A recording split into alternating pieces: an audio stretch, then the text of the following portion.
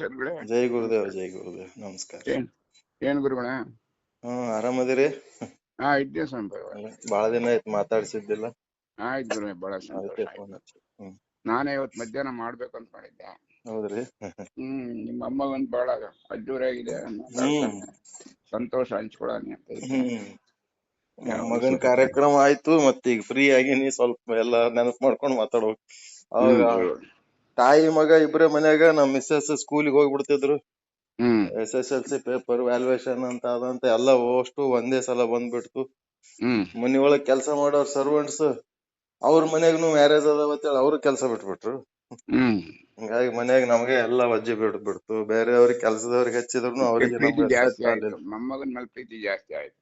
ಹ್ಞೂ ರೀ, ಮೊಮ್ಮಗನ್ ಒಡನಾಟ ಜಾಸ್ತಿ ಆದ್ಮೇಲೆ ಅದೇ ಆಗುತ್ತೆ. ಬಹಳ ಚೆನ್ನಾಗಿದೆ, ಒಳ್ಳೆ ಕುಂಬಳನ ಇದ್ದಂಗೆ ಚೆನ್ನಾಗಿದೆ. ಒಳ್ಳೆ ಪೋಷಾಕ್ ಮಾಡಿದ್ದೀರಿ. ರೀ. ಹೆಲ್ತಿ 4 ತಿಂಗಳಿಗೆ ಅಷ್ಟು ಗ್ರೋತ್ ಅಂದ್ರೆ ಬಹಳ ರೆಸ್ಪಾನ್ಸ್. ಗ್ರೋತ್ ಮೆಂಟಲಿ ಫಿಸಿಕಲಿ ಎರಡು ಒಳ್ಳೆ ಇದೆ. ನೋಡಿ ಗೊತ್ತಾಗುತ್ತೆ. ಯಾರೋ ಸ್ವಾಮಿಗಳ ಇದರಲ್ಲಿ ಮಡ್ಲಲ್ಲಿ ಕೂತಿದ್ನಲ್ಲ, ಬಹಳ ಸಂತೋಷ ಆಯ್ತು. ಅಗದಿ ಹ್ಯಾಪಿ. ಗುರುಗಳ ಸಮೀಪ ಹೋಗ್ಬೇಕಾದ್ರ ನಮಗ್ ಅಂಜಿಕೆ ಬರ್ತದ.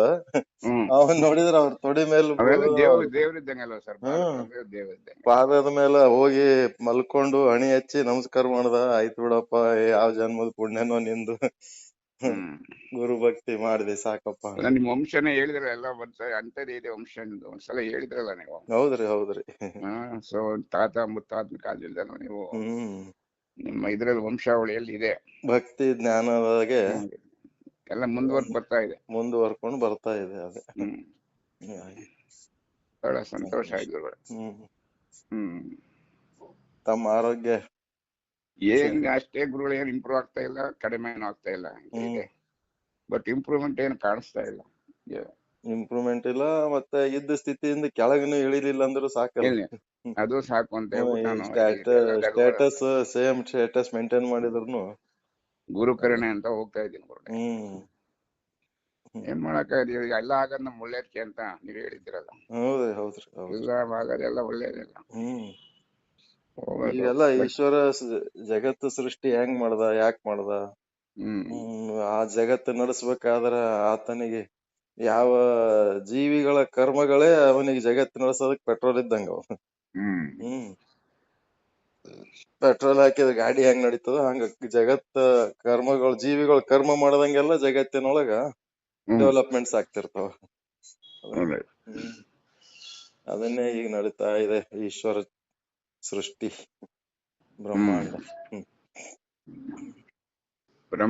ಪಿಂಡಾಂಡ. ಈಶ್ವರ, ಜೀವ, ಬ್ರಹ್ಮಾಂಡ, ಪಿಂಡಾಂಡ, ಶುದ್ಧ ಬ್ರಹ್ಮ. ಇವು 5 ಎಲಿಮೆಂಟ್ಸ್, ಮೇನ್ ಎಲಿಮೆಂಟ್ಸ್. ಇವು 5ರೊಳಗ 4 ಬ್ರಹ್ಮಜ್ಞಾನ ಬಂತು ಅಂದ್ರೆ ಅವೆಲ್ಲ ಸುಳ್ಳಾಗ್ಬಿಡ್ತಾವ. ಬ್ರಹ್ಮಜ್ಞಾನ ಒಂದೇ ಸತ್ಯ ಆಗ್ತದ. ಬ್ರಹ್ಮಜ್ಞಾನ ಒಂದು ನಮಗ ಸತ್ಯ ಆಗಿ ಕಾಣ್ಲಾರ್ದಕ್ಕೆ ಈಶ್ವರ, ಬ್ರಹ್ಮಾಂಡ, ಜೀವ, ಪಿಂಡಾಂಡಗಳು ಸತ್ಯ ಆಗಿ ಕಾಣ್ತಾವ. ಮೇನ್ ಹೋಗ್ಬೇಕಾದ್ರೆ ಇವನ್ನೆಲ್ಲ ನೋಡ್ಕೊಂಡು ಹೋಗ್ಬೇಕಲ್ಲ ಗುರುಗಳೇ. ಇವೆಲ್ಲ ನೋಡ್ಕೊಂಡು ತಿಳ್ಕೊಬೇಕು. ಬಟ್ ಅಂಡರ್ಸ್ಟ್ಯಾಂಡಿಂಗ್ ಒಂದೊಂದು ದಾಟಿ ಹೋಗ್ಬೇಕಲ್ಲ. ಹೋಗ್ಬೇಕ್ರಿ. ದಾಟಿ ಹೋದ್ರೆ ಅಲ್ಲಿ ನಾವು ಸ್ಥಿರವಾಗಿ ನಿಲ್ತೀವಿ, ಇದ್ರ ವಾಪಸ್ ಬಂದ್ಬಿಡ್ತೀವಿ. ಹೌದ್ರಿ. ಇವೆಲ್ಲ ದಾಟಿ ಇವನ್ನೆಲ್ಲ ಗೆದ್ದು ಇವೆಲ್ಲ ಮನವರಿಕೆ ಮಾಡ್ಕೊಂಡು ಮುಂದೆ ಹೋದ್ರೆ ಬುನಾದಿ ಭದ್ರವಾಗಿದ್ದು ಕಟ್ಟಡ ಸರಿಯಾಗಿರುತ್ತೆ. ಜ್ಞಾನದಲ್ಲಿ ಇರ್ತಕ್ಕಂಥ ಇಲ್ಲಿ ಹೇಳ್ಕೊಂಡ್ಬಿಟ್ಟೆ ಕೆಳಗಡೆ. ಅದಕ್ಕೆ ಈ ಬುನಾದಿ ಒಳಗ ಭದ್ರ ಮಾಡೋದಕ್ಕೆ ನಿಶ್ಚಲ್ ದಾಸರು ಸಣ್ಣ ಸಣ್ಣ ವಿಷಯ ಸಹಿತ ಡೀಪ್ ಆಗಿ ತಗೊಂಡು ಎಲ್ಲಾನು ಸರಳವಾಗಿ ಮನವರಿಕೆ ಮಾಡಿ ಡೈಲಿ ಒಂದು ವಚನ, ಶರಣರ ವಚನ ಹೇಳ್ತೀವಿ. ಸೆಕೆಂಡ್ ಪಾರ್ಟ್ ಒಳಗ ನಿಶ್ಚಲ್ ದಾಸರದ ವಿಚಾರ ಸಾಗರ ಹೇಳಿ. ಚನ್ನಬಸವನವರು, ನನಗಂತೂ ಲಿಂಗಾಯತರ ಬಗ್ಗೆ ಅಷ್ಟು ಮಾಹಿತಿ ಇಲ್ಲ ಗುರುಗಳೇ. ಬಟ್ ಚನ್ನಬಸಪ್ಪನವರ ಒಂದು ವಚನಗಳು ನೀವು ಹೇಳೋದು, ಆಮೇಲೆ ಅವ್ರು ಬರ್ದಿರೋದು ಬಹಳ ಅದ್ಭುತವಾಗಿದಾವೆ. ನನಗಂತೂ ಅದೇನು ಅಷ್ಟು ಮಾಹಿತಿ ಇಲ್ಲ. ಮಾಹಿತಿ ಅಂದ್ರೆ ಏನದ, ವೀರಶೈವ ಧರ್ಮ ಅನ್ನೋದು ಅದು ವಿಶ್ವದ ಸಮಸ್ತ ಜೀವಿಗಳನ್ನ ಲಕ್ಷ್ಯದೊಳಗೆ ಇಟ್ಕೊಂಡೇ ಮಾಡಿದ್ದದು ಶರಣರು. ನಮ್ ಸರ್ಕಾರ ಸಂಪರ್ಕ ಬಂದ್ಮೇಲೆ ಅದು ಗೊತ್ತಾಗ್ತಿದೆ. ಎಲ್ಲ ಅಲ್ಲಿ ಒಳಗ ಒಂದು ಗ್ರೂಪಿನ ಮಂದಿಗೆ ಅಂತ ಇಲ್ಲವೇ ಇಲ್ಲ. ಈಗ ಒಂದಿಷ್ಟು ಮಂದಿ ಹೊಸ ಮಂದಿ ಅದು ನಮ್ ಗ್ರೂಪ್ ಇಂದು ನಮ್ದು ಅಂತ ಹೇಳಿಕೆ ಚಾಲು ಮಾಡಿ ಅವ್ರಿಗೆ ಒಂಥರ ಚೌಕಟ್ಟಿನಾಗ ಸಿಗಿಸ್ಲಕತ್ತಾರ ಶರಣರಿಗೆ. ಶರಣರದ ಹಂಗ ಇಲ್ಲವೇ ಇಲ್ಲ. ಎಲ್ಲರಿಗೂ ಓಪನ್ ಅದ, ಎಲ್ಲರೂ ಬಂದು ಸೇರ್ಕೊಂಡಾರ ಅದ್ರೊಳಗ. ಹ್ಮ್ ರಾಜ್ಯಗಳನ್ನ ತ್ಯಾಗ ಮಾಡಿ ಬಂದು ಇಲ್ಲಿ ಶರಣರಾಗ್ಯಾರ. ಕಾಶ್ಮೀರ ಭೂಪಾಲ ಮಹಾರಾಜ ಅವರೆಲ್ಲರೂ, ಅವ್ರ ಹೆಂಡತಿ ಎಲ್ಲರೂ ಬಂದಾರ. ಎಲ್ಲ ತ್ಯಾಗ ಮಾಡಿ ಬಂದು ಇಲ್ಲಿ ಶರಣರಾಗ್ಯಾರ. ಅವ್ರ ಎಲ್ಲರಿಗೂ ಓಪನ್ ಆಗಿ ಎಲ್ಲಾ ಕ್ಯಾಸ್ಟ್ ಅವು ಏನು ಇಟ್ಟೇ ಇಲ್ಲ. ಅವ್ರು ಶ್ರೀಮಂತ ಬಡವ ಏನಿಲ್ಲ, ಓನ್ಲಿ ಆತ್ಮಜ್ಞಾನ ಒಂದೇ ಲಕ್ಷ್ಯ ಇಟ್ಟು ಮಾಡಿದ್ದದ. ಅದ್ರಾಗ ಚನ್ನಬಸವಣ್ಣಂದ ಏನದ ಅಂದ್ರ ಭಾರಿ ಶಾರ್ಪ್, ಸ್ವಲ್ಪೇ ಶಬ್ದಗಳಲ್ಲಿ ಬಹಳ ವಿಷಯವನ್ನ ಹೇಳಂತದ ಸೂತ್ರ ರೂಪದಲ್ಲಿ. ಜೀವನಕ್ಕೆ ಹತ್ತಿರವಾಗಿದೆ ಸರ್. ಏನ್ರಿ? ಜೀವನಕ್ಕೆ ಹತ್ತಿರವಾಗಿದಾವ. ಹ್ಮ್ ರೀ. ಅನುಭವಕ್ಕೆ ತಗೊಳ್ಳೋ ಅಂತ ವಿಷಯಗಳೇ ಇದಾವೆ. ಅವು ತಲೆ ತಿನ್ನವೆಲ್ಲ ಬಹಳ ಇದಾಗಿಲ್ಲ. ಅದನ್ನ ಚೆನ್ನಾಗಿ ನೀವು ವಿವರಣೆ ಮಾಡ್ತೀರಿ. ಅದಕ್ಕೆಲ್ಲ ಉದಾಹರಣೆಗಳೆಲ್ಲ ಕೊಡ್ತೀರಿ. ಬಹಳ ಅದು ಬಹಳ ಕಷ್ಟ. ಮನೆಯವ್ರ ಹಂಗೆ ಉದಾಹರಣೆ ಕೊಟ್ಕೊಂಡ್ ಬರೋದು ಕಷ್ಟ. ನಾನ್ ನಿಮ್ಮ ಹತ್ರ ಬಂದಾಗ್ಲೇ ನನಗದು ಈಗ ನಮ್ಮ ನಿತ್ಯ ಜೀವನದ ಸರಳ ಬದುಕಿನ ಉದಾಹರಣೆಗಳು ಕೊಟ್ರೆ ಮತ್ತದು ತತ್ವಜ್ಞಾನ ಪೂರ್ತಿ ಚೆನ್ನಾಗಿ ಅರ್ಥ ಆಗ್ತದ.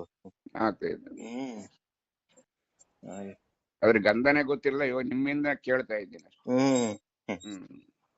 ಅದು ನಮ್ಗೆ ಹೇಳಕತ್ತಾರ ಅನ್ನಂಗ ಕೇಳ್ಕೊಂಡ್ಬಿಟ್ರೆ ಮುಗಿದ್ ಹೋಗ್ಬಿಡ್ತು. ಯಾರು ಯಾವ ಕ್ಯಾಸ್ಟ್ನವ್ರಿಗೆ ಸಂಬಂಧ ಇಲ್ಲ. ಅದು ಮೊದ್ಲು ಅದು ಅದ್ರಲ್ಲಿ ಇದ್ರೆ ಇನ್ನ ಅರ್ಥವಾಗುತ್ತೆ. ಈಗ ನನ್ಗೆ ಅದು ಹೊಸದಾಗಿ ಆದ್ರೂ ಬಹಳ ಆನಂದವಾಗುತ್ತೆ.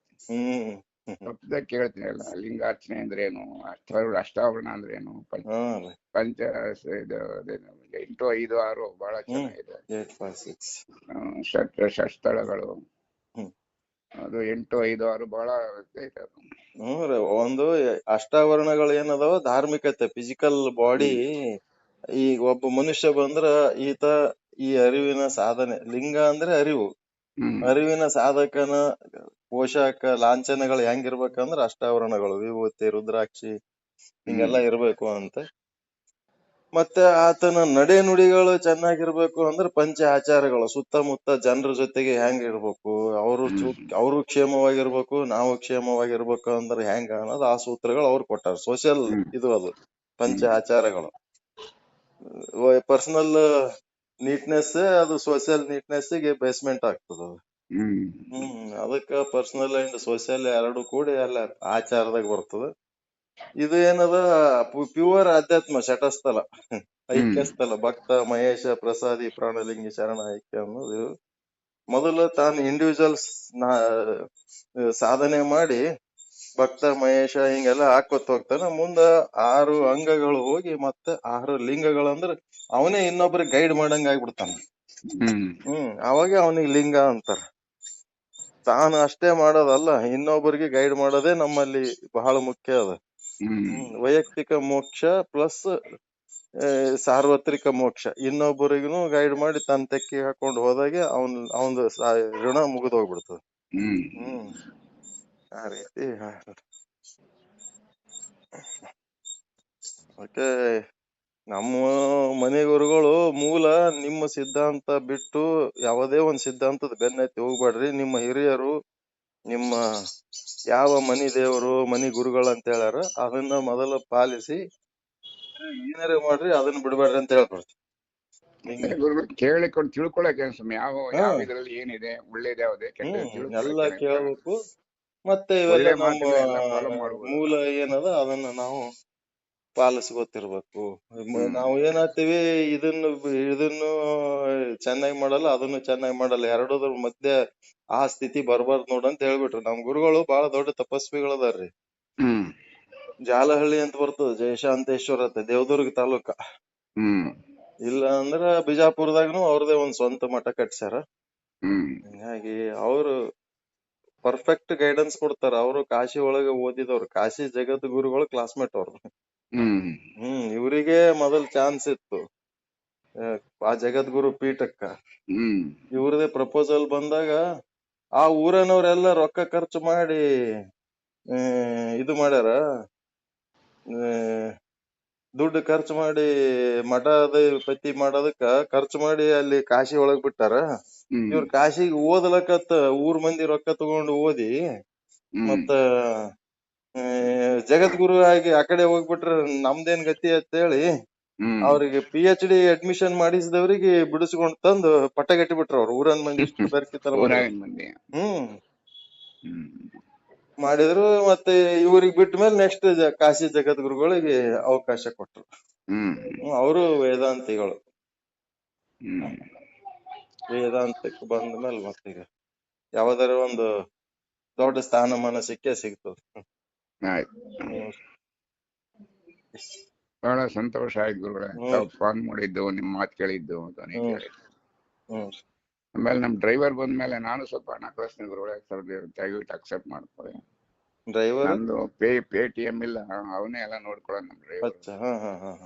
ನಾನು ಯಾವಾಗ ಅವನ ಹೆಸರನ್ನ ಮಲ್ಲೇಶಪ್ಪ ಅಂತ ಬರುತ್ತೆ ಅವನ ಹೆಸರಿನಲ್ಲಿ.